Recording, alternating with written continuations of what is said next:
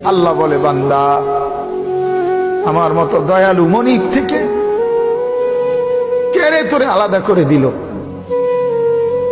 মা গাররাকা, আরে বান্দা আমার থেকে কেন আলাদা হলি? আমি কি অপরাধ করেছি? সারাদিন আসমানে আলো দিয়ে আমি অন্যায় করছি?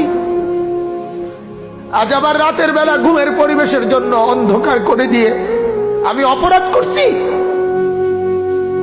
মা গাররাক, এই যুবক, তোমার কাছে তোমার মালিক অপরাধ কি করছে বল না বেটা,